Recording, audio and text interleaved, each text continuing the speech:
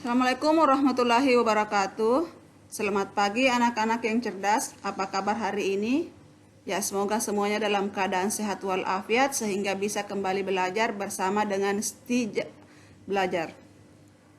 Nah, sebelum pembelajaran dimulai, terlebih dahulu kita berdoa sesuai dengan agama dan kepercayaan masing-masing. Bismillahirrahmanirrahim. Rabbi zidni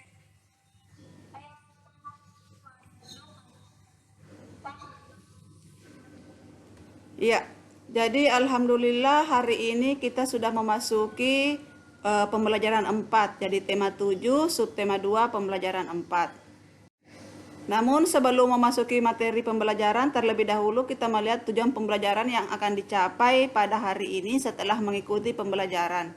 Jadi yang pertama, dengan membaca, siswa mengidentifikasi berbagai peristiwa dalam upaya pembentukan Negara Kesatuan Republik Indonesia dengan penuh tanggung jawab. Dengan membaca, siswa dapat mengenal Ahmad Subarjo dengan penuh kepedulian. Dengan membaca, siswa dapat menyebutkan unsur-unsur budaya dengan penuh kepedulian. Dengan bercerita, siswa dapat menyebutkan identitas suku bangsanya dengan penuh tanggung jawab. Dengan mengamati gambar, siswa dapat mengenal suku-suku bangsa di Indonesia dengan penuh kepedulian. Nah, mari kita membaca bersama ya. Jadi setelah peristiwa proklamasi kemerdekaan, ada pekerjaan sangat penting yang harus dikerjakan. Pekerjaan itu adalah pembentukan Negara Kesatuan Indonesia. Banyak peristiwa dalam proses terbentuknya Negara Kesatuan Republik Indonesia. Nah, peristiwa pembentukan NKRI yang pertama, pembentukan kelengkapan pemerintahan. Pada tanggal 18 Agustus 1945, PPKI mengadakan sidang yang pertama di Gedung Kesenian Jakarta. Sidang dipimpin oleh Insinyur Soekarno dan Dr. Andes Muhammad Hatta sebagai wakilnya. Anggota sidang PPKI sebanyak 27 orang. Sidang mengambil keputusan penting antara lain sebagai berikut. A. Mengesahkan Undang-Undang Dasar 1945 sebagai konstitusi RI. B. Memilih presiden dan wakil presiden, Insinyur Soekarno sebagai presiden dan Dr. Andes Muhammad Hatta sebagai wakil presiden. Tugas presiden untuk sementara waktu dibantu oleh Komite Nasional. PPKI melanjutkan pekerjaannya guna melengkapi berbagai hal yang diperlukan bagi berdirinya negara dengan melaksanakan sidang pada tanggal 19 Agustus 1945. Dalam sidang kedua, PPKI menghasilkan keputusan antara lain sebagai berikut. A. Menetapkan 12 kementerian yang membantu tugas presiden dan dalam pemerintahan. B. Membagi wilayah Republik Indonesia menjadi 8 provinsi. Jadi awal kemerdekaan itu Indonesia hanya terdiri dari 8 provinsi, yaitu Provinsi Sumatera, Provinsi Jawa Barat, Provinsi Jawa Tengah, Provinsi Jawa Timur, Provinsi Sunda Kecil, Provinsi Maluku, Provinsi Sulawesi, dan Pembentukan Komite Nasional Indonesia. PPKI kembali mengadakan sidang pada tanggal 22 Agustus 1945 yang memiliki agenda pokok tentang rencana pembentukan Komite Nasional dan Badan Keamanan Rakyat atau BKR. Komite Nasional dibentuk di seluruh Indonesia dan berpusat di Jakarta. Tujuannya sebagai penjelmaan tujuan dan cita-cita bangsa Indonesia untuk menyelenggarakan kemerdekaan Indonesia yang berdasarkan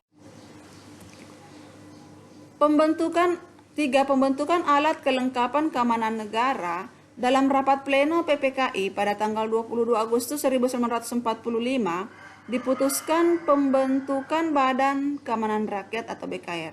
BKR ditetapkan sebagai bagian dari Badan Penolong Keluarga Korban Perang yang merupakan induk organisasi dengan tujuan untuk memelihara keselamatan masyarakat serta merawat para korban perang.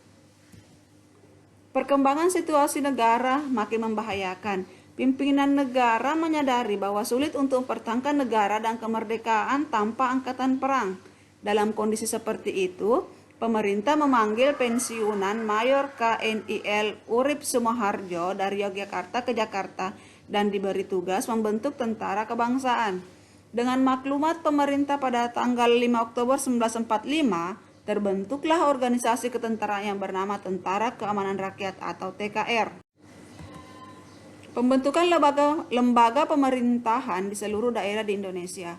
Bentuk pemerintah daerah di Indonesia diatur dalam Undang-Undang Dasar 1945 Pasal 8 sebelum diamandemen.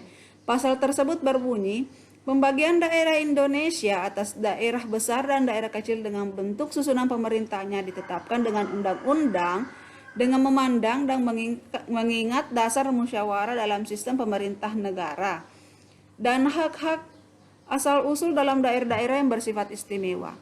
Berdasarkan bunyi pasal tersebut, berarti daerah Indonesia akan dibagi dalam daerah provinsi. Setiap daerah provinsi akan dibagi pula dalam daerah yang lebih kecil. Sesuai dengan keputusan PPKI tanggal 18 Agustus 1945, bahwa tugas presiden dibantu oleh Komite Nasional. Di daerah-daerah, tugas gubernur kepala daerah juga dibantu oleh Komite Nasional. Pembentukan, dengan bentuknya pemerintah daerah yang dibantu oleh peristiwa sebelum, saat, dan sudah proklamasi juga melahirkan tokoh-tokoh yang sangat berjasa bagi bangsa dan negara. Dengan jiwa rela berkorban dan pantang menyerah serta gagah berani, mereka berdiri di barisan terdepan untuk memperjuangkan kepentingan bangsa dan negara. Selain tokoh ditunggal yakni Insinyur Soekarno dan Dr. Andes Muhammad Hatta, juga kita kenal Ahmad Subarjo. Dia juga sangat berjasa dalam perumusan dan penyusunan naskah proklamasi. Jadi ini foto Ahmad Subarjo, lahir di Karawang, Jawa Barat, tanggal 23 Maret 1897. Jadi dikenal dengan sosok yang rendah hati dan bersahaja. Jadi pria yang menonjol ketika beliau ikut menjadi panitia 9 yang merumuskan Piagam Jakarta yang menjadi cikal bakal pembukaan Undang-Undang Dasar 1945. Kemudian juga menjadi penengah antara golongan muda dan golongan tua jika terjadi perbedaan pendapat. Perbedaan itu muncul ketika akan menentukan waktu pembacaan proklamasi. Jadi dikenal sebagai tokoh perumus naskah proklamasi kemerdekaan Indonesia. Beliau diperintahkan Insinyur Soekarno untuk mengutip kata-kata dari Piagam Jakarta, terutama bagian pembukaannya, yaitu atas berkat rahmat Allah maka rakyat Indonesia menyatakan kemerdekaannya. Kalimat tersebut diminta untuk dijadikan kalimat pembuka naskah proklamasi. Pada akhirnya disepakati kalimat pertama pada teks proklamasi kemerdekaan adalah kami bangsa Indonesia dengan ini menyatakan kemerdekaan. Kalimat ini berasal dari kutipan alinea ketiga Piagam Jakarta. Nah, unsur-unsur budaya, satu religi atau kepercayaan. Di Indonesia diakui adanya 6 agama resmi, yaitu Hindu, Buddha, Islam, Katolik, Kristen, dan Konghucu. Semuanya dapat mengembangkan sikap toleransi dan kerukunan. Yang kedua, unsur-unsur budaya itu mata pencaharian. Jadi keeragaman alam di Indonesia menyebabkan mata pencaharian masyarakatnya juga beragam. Sebagian penduduk Indonesia menjadi petani karena memang tanahnya subur. Sementara itu orang-orang yang tinggal di tepi sungai atau pantai mengandalkan perikanan sebagai mata pencaharian. Lalu ada pula yang menjadi pedagang, peternak, pekerja jasa, atau mata pencaharian lainnya. Yang ketiga, teknologi dan peralatan. Teknologi berkaitan dengan kepandaian dan keterampilan orang dalam membuat atau melakukan sesuatu untuk memenuhi kebutuhan hidup.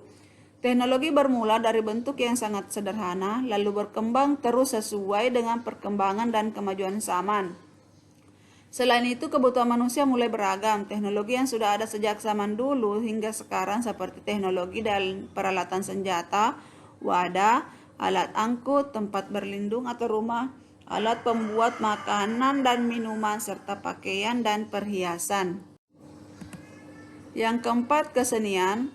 Hampir semua suku bangsa di Indonesia memiliki kesenian yang menjadi ciri khasnya. Kesenian dapat dikelompokkan menjadi 2 macam. A. Kesenian yang dapat dinikmati oleh mata, misalnya seni patung, seni ukir, seni lukis, seni rias, seni tari, seni pedalangan atau wayang, dan seni olahraga. B. Kesenian yang dapat dinikmati oleh telinga, misalnya seni musik dan seni sastra. Setiap suku di Indonesia juga memiliki lagu daerah, alat musik, dan berbagai keseniannya sendiri-sendiri. Nah, yang kelima, pengetahuan. Berbagai suku bangsa Indonesia telah memiliki pengetahuan yang tinggi.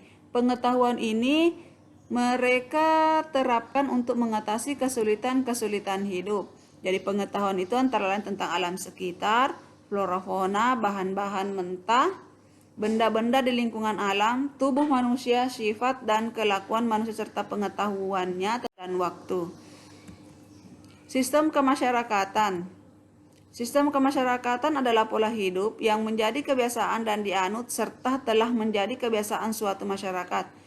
Ada sistem perkawinan, sistem kekerabatan, dan sistem berperilaku dalam masyarakat. Contohnya sistem marga pada suku Batak dan sistem terah pada suku Jawa. Kedua contoh ini merupakan sistem kekerabatan suku-suku tersebut. 7. Bahasa. Setiap suku bangsa mempunyai alat komunikasi sendiri-sendiri yang terkadang hanya dimengerti dan dipakai oleh suku itu sendiri. Itulah yang dinamakan dialek. Lalu, bagaimana suku-suku di Indonesia bisa berkomunikasi dengan suku yang lain? Beruntunglah kita memiliki bahasa Indonesia yang telah ditetapkan sebagai bahasa nasional dan bahasa persatuan. Tentu kamu ingat bukan salah satu ikrar Sumpah Pemuda 1928. Nah, gerak pola dalam tari tradisional. Kesenian adalah salah satu unsur kebudayaan yang dimiliki oleh bangsa Indonesia. Ada beragam jenis kesenian, salah satunya adalah seni tari yang menggunakan gerak tubuh sebagai media utamanya. Jadi ini salah satu contoh tari kancet dari Kalimantan.